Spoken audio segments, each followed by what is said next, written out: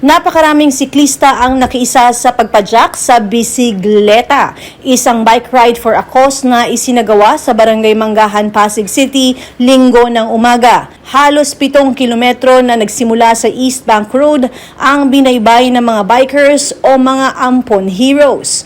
Bahagi ito ng pagdiriwang ng Adoption and Alternative Child Care Week na isinasagawa tuwing Hunyo.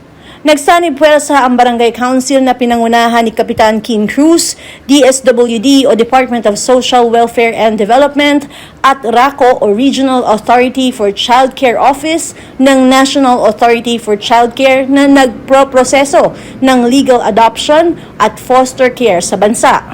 Layo ng aktibidad na isulong ang pinakamainam na interes o kapakanan ng mga bata at maihinto ang iligal na pag-aampon. Sinundan ang bike ride ng iba pang aktibidad gaya ng Zumba Lilit para sa mga bata at Zumba Hero para sa mga nanay suot ang superhero attire.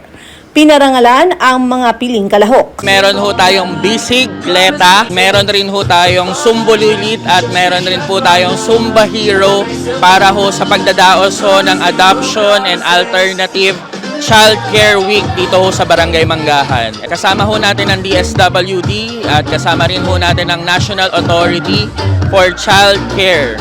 Isang ahensya ho ng DSWD na nag-aasikaso ho ng proper adoption papers ho natin dito sa Pilipinas.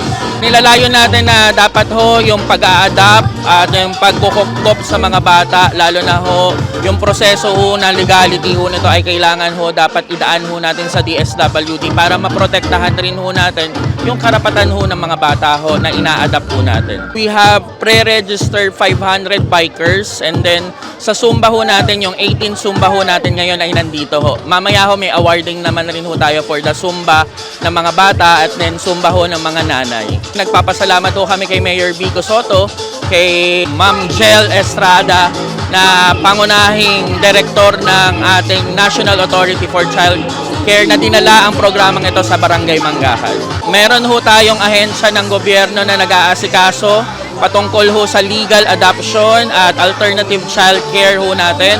Magsadya lang ho tayo sa DSWD para maprotektahan rin ho ang karapatan ng mga bata. Legal process ho ay pupunta lang ho kayo doon sa DSWD, i-interviewin ho kayo, i-ocular rin ho yung bahay ho ninyo, meron ho background investigation, meron lang ho kayong dadaanan, hindi ho siya ganun kadali, hindi ho siya ganun kabilis, pero ho ang tamang ahensya ho dito ay yung Department of Social Welfare and Development. Medyo tumaas na yung awareness natin dahil dati talagang hindi kilala yung National Authority for Child Care. Pero ngayon unti-unti nang nakikilala na merong ganitong ahensya ng gobyerno. So ito na, nandito na ang ating patungkol mga sa adoption and alternative assets, child care. syempre. Actually, dumadami na yung mga natin, adoptive Medyo parents na maaaring nag-a-apply. tala lang ating user Kaya kasi medyo busy ko sa lumalaki na yung, umpisahan na yung natin roster to. natin ng So, domestic ito na, purpose ang ating mga Well, of course, to raise awareness. Palakpakan naman Dahil natin. yun nga, hindi pa ganun kakilala, so nagpapakilala tayo. Tapos, Medyo gusto natin posing sabihin muna sa ating tayo. mga kababayan na may legal na proseso yung adoption.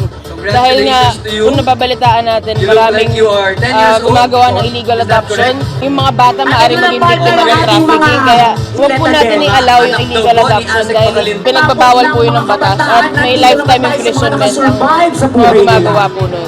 Well, sa ating po mga kababayan, let's open our hearts and our homes to these children kasi ito po yung mga talagang pinaka-vulnerable sektor sa ating lipunan. Mga abandoned, neglected, abused, and exploited children.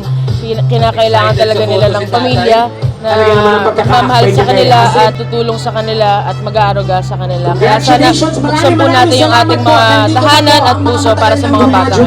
Pag may mga events po ang National Authority for Child Care, makikita niyo po yan sa aming Facebook page, National Authority for Child Care, and sa amin din pong website, www.nacc.gov.ph. And lahat po ng aming mga regional offices ay may sarili-sarili ding Facebook pages. So, doon po namin pinopost lahat po ng mga events. Nabatid na ang pagsali ng mga participants sa aktibidad ay pagpapakita ng kanilang suporta sa layunin ng programa habang nagagawa nila ang kanilang libangan. I'm here at NACC event supporting legal adoption and foster care. This is a Ride for a Cause. Sumali ako kasi I was invited by Miss Gina to also be a part of the event. Their second year of Ride for a Cause for fostering a child. The experience was nice, and since this is a government event, I want to support para din makilala ng mga ibang nagbabike na pwede kang mag-foster ng child, and also it's a legal option for family.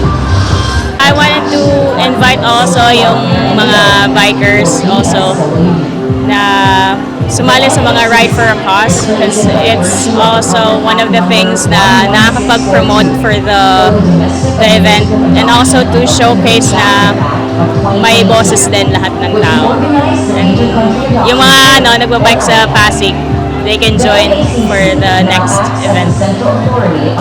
Yung mga event na tong ganito, matagal na kaming sumasali sa mga maraming bike event. Katulad nito, nangyari na to last year doon sa may Araneta Ave going to Quezon City Circle. Nalaman namin to through social media sa Facebook. Sumali kami sa event nito para suportahan ang NACC at sa mga batang ampon. Sa kapwa ko bikers na sumasali sa mga ganitong events, pag-igihan lang po at pagbutihan ng pagsali. Marami pa po tayong mga events na mangyayari sa mga susunod pang mga araw at buwan. I've been biking for 8 years already. Actually, this is my second time to join this bike ride sponsored by NACC because I really believe in their cause and their advocacy to support legal adoption. Last year we have this. They gave us this bag and this bracelet. It's a very noble cause and advocacy, and I encourage all my fellow bikers here in NCR to also support this legal adoption. Sarap mag-bike mga master. Yes, amen! May grupo po kami, kaya po kami nandito sa event. Ito, mga team ko kamo! Kay Kapitan King Cruz po, maraming salamat po sa pag-invite niyo po sa amin dito sa event niyo po. Salamat po! Napiko Aero! Lagi po kami talagang sumasali sa mga aktibidad ng barangay natin. Aktibo po talaga ang grupo namin sa mga aktibidad. Maraming salamat po sa kasiyahan. Ine-enjoy po namin mga nanay ang mga ganitong mga pagkakataon. Ang bisikleta ay idinaos din sa iba pang panig ng bansa. Ako si Luan Peñano para sa latest ng iNews Pasig.